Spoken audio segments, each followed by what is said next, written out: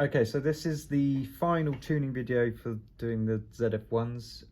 We've already tuned the guns initially so that the movements will work. The lift scope, the lift servo goes up and down, the scope servos sort of tuned roughly to where it needs to go. The dart servos are extending and retracting and also going to their midpoints, so that's all set. Once the prop has been assembled, the shells are on, do the final setting of where the servos are going to run to, and also adjust the hatches. So the first thing we need to do is to take the shell off, take everything off, because what we want to do is make sure that when the lift servo lifts up, it is high enough so that it passes the top part of this shell, but then it needs to be low enough so that the holder, or the base of the top gun, is low enough that it goes underneath the shell and then hits the end stop. At the moment we've got it set so as it comes out it will bump into this shell before it hits the end stop. The other thing we need to do is make sure that when they put the lid on, or the hatch, the top bay hatch, that the gun is not so high that it hits the underside of this shell. So there's kind of a sweet spot where this needs to sit, and then when it retracts we want it to sit as far down as possible so that this hatch is in line with the rest of the main shell. The main shell, you need to make sure that the back part of the gun, the prop at the back here, is pushed right up against this inside edge of the shell, and then at the front, this part of the frame tucks in behind this ridge here. The other thing that needs to be mentioned as well is that you need to make sure that this part of the frame here, this metal aluminium frame, is sitting on the front edge of the two vertical main frames and not sitting on the top edge here. It needs to be sitting on the front edge. We're going to power the gun up. Going to turn it off, and we're going to just make sure that this barrel is just sitting underneath, just going underneath, and it's not going to make any noise. It's not going to tap it as it goes past, and that's pretty good. If it was hitting it, then what you do is there's a screw here in the side of the board.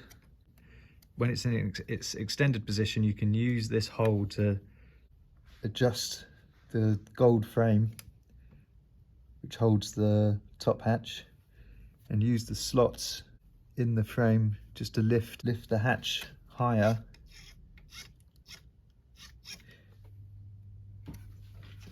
It's very fine adjustments. You just need to either a mil, maybe a mil, half a mil clearance for it to pass under. Okay, that's good. So that's that set. You don't need to adjust that anymore.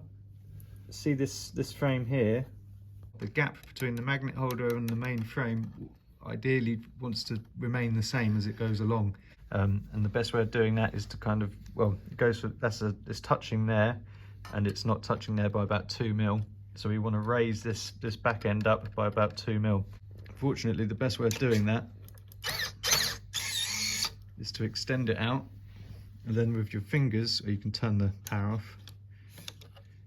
With your fingers, you want to raise or extend the dart servo, and then you can use your Allen key through the back end of the dart servo there, or the dart mechanism, and you just want to eyeball it so it looks like it's about 2 mil higher, so about there. And so if you want to get the same position of around on the other side, look at how much gap is on that slot on the screw. And so if there's there's about a 1.5 mil gap there on this side, and you just want to repeat that gap around the other side, and that will mean that they're roughly lined up.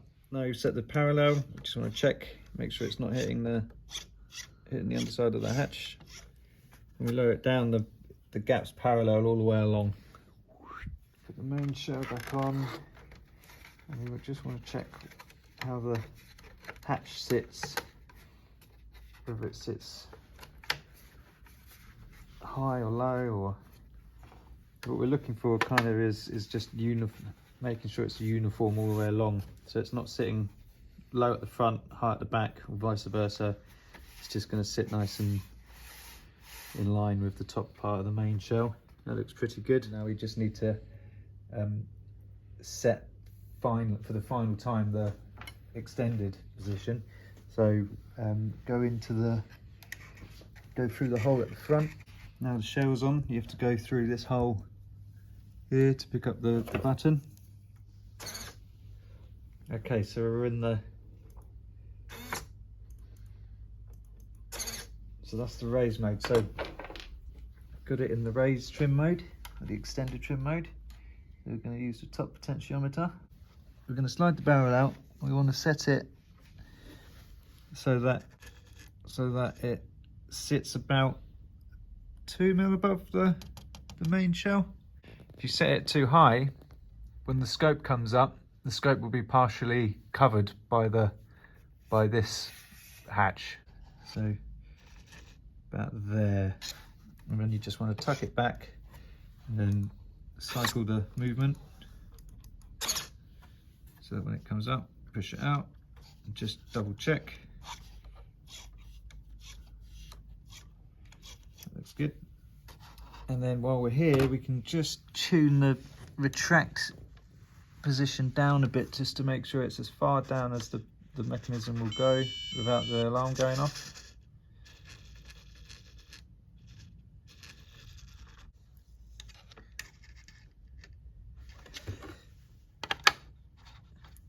Cool. So that's that. So we can save that position. If we hold the button down, 1, 2, 3, that will save the position.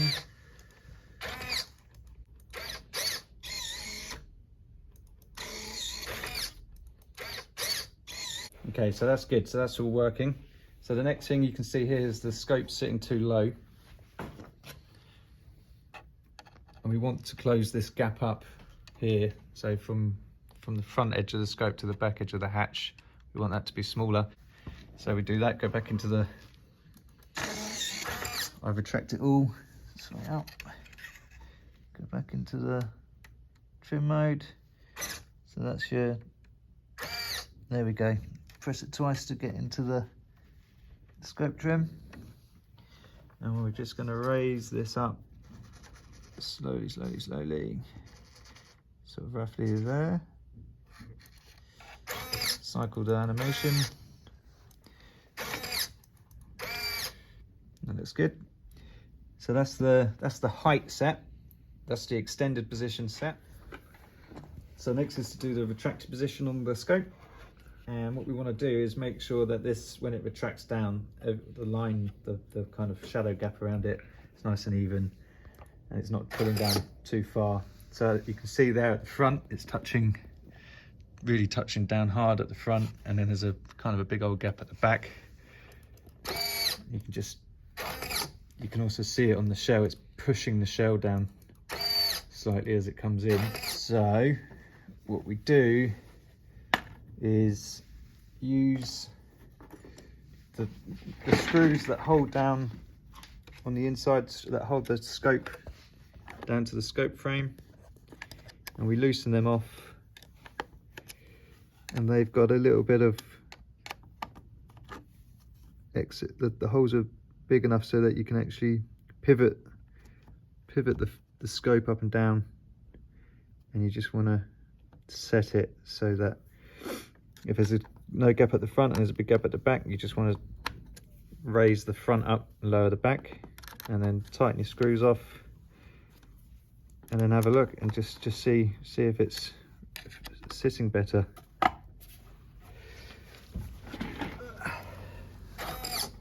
Ooh. That went up pretty good. So you can see there that the gap's closed up a bit more. I think I might just lift the front up a bit more, and you can just loosen off the front 2 screws and just give it a little bit of movement there. Tighten them back up again. Try it again. See how it looks. That's better. So we now have a much more consistent line.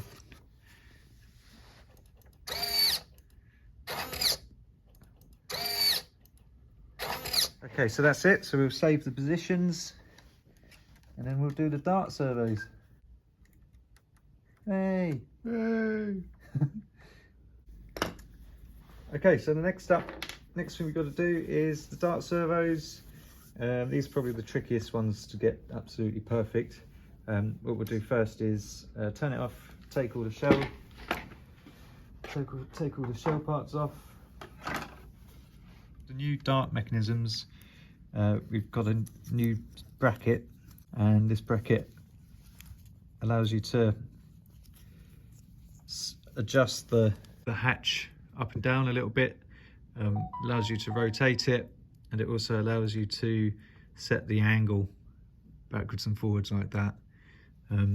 There's two M3 screws that go through here.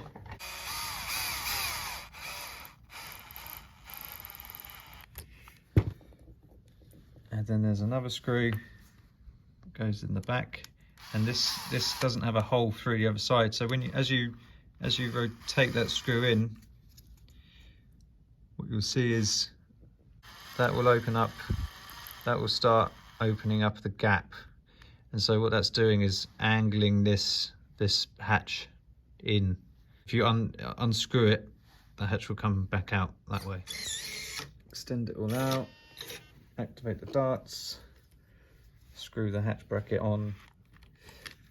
The updated hatch brackets will be on the Thingiverse page, so you can download them if your kit doesn't come with this particular type. So we've got the main shell on, push the sides in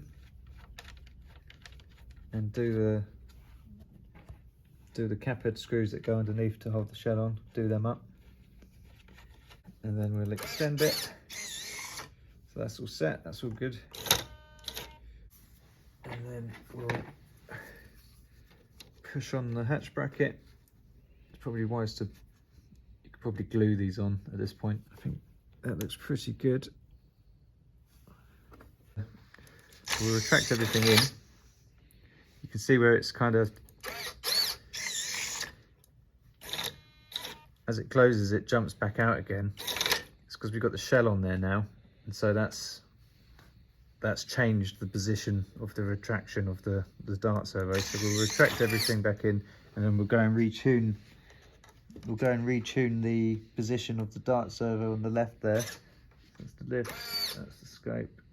That's the dart. Into the retract mode. What you want to do is just set it so that it kisses it. It doesn't go any further than it needs to. And that's the perfect set now. That's the perfect position for it now. So just go in there, save the position.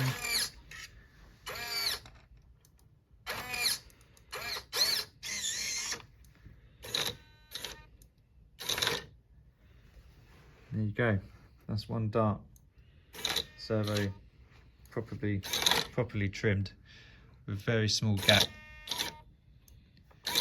around. As you can see, it's kind of you have to extend it, retract it, make adjustments to the mounting points on each of the mechanisms, but you can get it right. And if you find that this hatch is sitting too high up, or it's sitting too low down, or it's angled like that incorrectly, you can pack where the hatch bracket screws to the main mechanism. You can pack that out with shims or washers, and that will adjust the kind of the pitch of the hatch. You can also adjust these screws to change this angle of it, and obviously you can tighten or loosen off the screw at the back there to change the angle relative to the shell. But you can now assemble it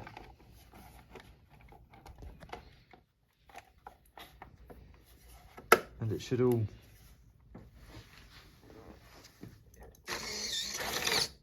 close up into a nice pod, which is what we want. Brilliant. Thank you.